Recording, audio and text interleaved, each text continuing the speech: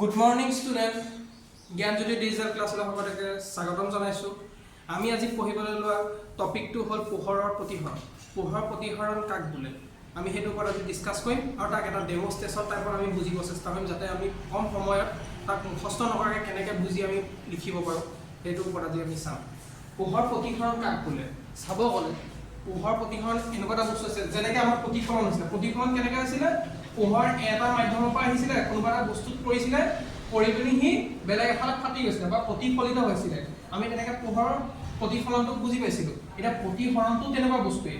পোহৰটো ধৰা কিবা এটা ৰাখিছোঁ, এইখিনি মাধ্যম এটা কিবা এটা ৰাখি লৈছোঁ, পোহৰ এটা মাধ্যমৰ পৰা আহিছে, ইয়াত পৰিছে, পোহৰটো পৰালৈকে ঠিকে আছে। তাৰপিছত কি হ'ব পাৰে প্ৰতিহৰণ হ'বলৈ হ'লে, সি মানে তোমাক যদি যাব লাগিছিলে পোহৰটো এনেকৈ যাব লাগিছিলে, তাক কিন্তু তুমি অকণমান বেকাকৈ দেখা পাবা, অকণমান বেকা হৈ আহিব, বেল টাইপত দেখা পাবা। সেই মাধ্যমটোত যে পোহৰটো বেকাকৈ দেখিলা, এই বেকাকৈ হৈ অহা ঘটনাটোকে আমাৰ পোহৰৰ প্ৰতিহৰণ বুলি কোৱা হয়।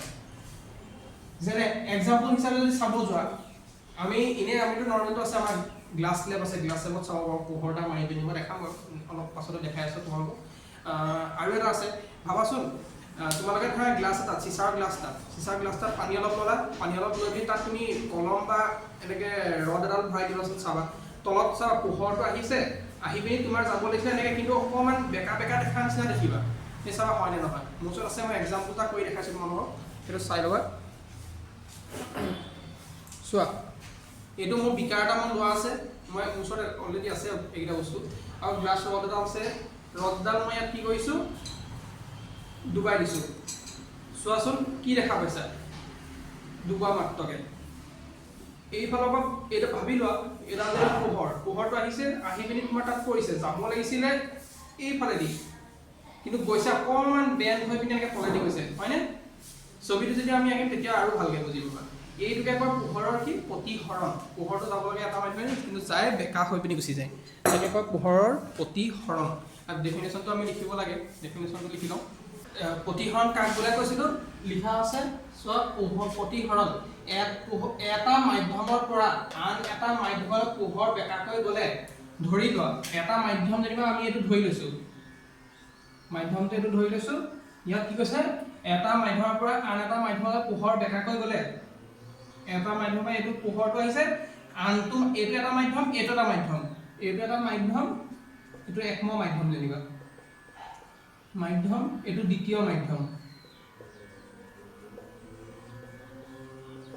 এই মাধ্যমৰ পৰা এই মাধ্যমলৈ পোহৰটো আহিছে, পোহৰটো ইয়াত পৰিলে কি হ'ব, অকণমান বেকাকৈ দেখা পাবা, ঠিক হয়নে? এটা মাধ্যমত পোহৰ বেকাকৈ গ'লে, এইটো পোহৰ বেকাকৈ আহিছে, পোহৰ বেকাকৈ গ'লে গতিৰ দিশ আনটো মাধ্যমত সলনি হয়। এই মাধ্যমটোত সলনি নহয় জানো গতিৰ দিশটো? গতিটো যাব লাগিছিলে তোমাৰ কেনেকৈ, এনেকৈ যাব লাগিছিলে, কিন্তু তোমাৰ গ'ল এইফালে। এই গতি দিশটো যে সলনি হ'ল, সেই সলনি হোৱা যেন এই ঘটনাটোকে পোহৰৰ প্ৰতিহৰণ বোলে। তাৰমানে পোহৰ এইফালৰ পৰা আহিছে, যাব লাগিছিলে তোমাৰ পোহৰটো তাত, কিন্তু গৈছে আমাৰ অকণমান বেকাকৈ হয় এইফালে আহিছে। এই যে বেকা হ'ল যে এই দিশটো, এই পৰিঘটনাটোকে আমাৰ কি বুলি ক'ব, পোহৰৰ প্ৰতিহৰণ বোলে। তাকে ভালকৈ যদি এই টাইপটোত মনত ৰাখি লোৱা, তোমালোকৰ ইজি, পটককৈ বুজি পাব এইখিনি। আৰু এই মাধ্যমটো জেগা যদি তোমালোকক চাব যাওঁ, এটা আমাৰ আছে নেক্সট টপিকটো কিতাপতে আছে, চাবাচোন, আয়তাকাৰ কাঁচৰ টুকুৰাৰ মাজেৰে প্ৰতিহৰণ। আয়তাকাৰ কাঁচৰ টুকুৰাৰ মাজেৰে প্ৰতিহৰণ। আয়তাকাৰ কাঁচ মানে কেনেকুৱা, তাক গ্লাছ লেব বুলি কয়। মোৰ ওচৰত আছে বাৰু গ্লাছ লেবটো, এইটো হ'ল গ্লাছ লেব। ইয়াত কি হয়, আমি যদি চাওঁ চেম, এইটো মই যিটো আঁকিছোঁ এইটোৱে। ইয়াত ধৰি লোৱা এইটো এটা মাধ্যম আৰু গ্লাছৰ ভিতৰতে এটা মাধ্যম, দুটা মাধ্যম আছে। মই ইয়াৰ পৰা পোহৰটো মাৰিব লাগে, এনেকৈ মৰাৰ পিছত বস্তুটো অকণমান বেকা যেন দেখিবা। এটাতো অলৰেডি গ্লাছৰ যিটো আছিল আমাৰ দেখুৱালোঁ, পানীৰ ক্ষেত্ৰতো দেখা পলাই, ইয়াৰ ক্ষেত্ৰত দেখা পাইছে যে এইফালৰ পৰা পোহৰটো মাৰিছোঁ, এইটো অকণমান বেকা হৈ দেখা গৈছে, এইটোতো অলৰেডি বুজি পাইছে। নেক্সট গ্লাছৰটোত চাওঁচোন, বুজি পোৱা যায় নেকি তেনেকৈ। পোহৰটো মাৰিছা, নৰ্মেল বাৰু ইমান ধৰিব নোৱাৰা তেনেকৈ। ইয়াত আমি মাৰি চাম, মাৰিছা, এইটো ৰাখি ল'লা আয়তাকাৰ কাঁচটো, এইফালৰ পৰা পোহৰটো মাৰিছা, পোহৰটো যাব লাগে যিটো পজিশ্যনত, ডাইৰেকশ্যনত, ইমান ভালকৈ নেদেখি যদিও অকণমান অনুমান কৰিব পাৰি, মুখা আগত থাকিলে ভালকৈ পাৰি, লাইভত অকণমান দিগদাৰ এটা হয়। পোহৰটো ইয়াত মাৰিছোঁ, গৈছে অলপ ইফালে বেছি বেকা হৈ গৈছে, দেখিছা? যাব লাগিছিলে এনেকুৱাইদি যাব লাগে, এনেকুৱাত আহি গৈছে। সেই বস্তুটোৱে তাকে কয় পোহৰৰ প্ৰতিহৰণ। চালোঁ, ডেমনষ্ট্ৰেশ্যন দি দেখাব চেষ্টা কৰিলোঁ, বুজাব চেষ্টা কৰিলোঁ। ইয়াৰ পৰা আমাৰ নেক্সট আছে পোহৰৰ প্ৰতিসৰণৰ নিয়মকেইটা আছে। আমি চালোঁ যে পোহৰৰ প্ৰতিসৰণ কাক বোলে। ডেফিনেশ্যনটো অলৰেডি চালোঁ, হয়তো চাগে মই কষ্ট কৰিব পাৰিম বা মনত ৰাখিব পাৰিম, এইটো টাইপত মনত যদি ৰাখে আমাৰ সুবিধাই হ'ব। আমি লগতে আৰু চাব লাগিব কি পোহৰৰ প্ৰতিসৰণৰ নিয়মকেইটা কি কি।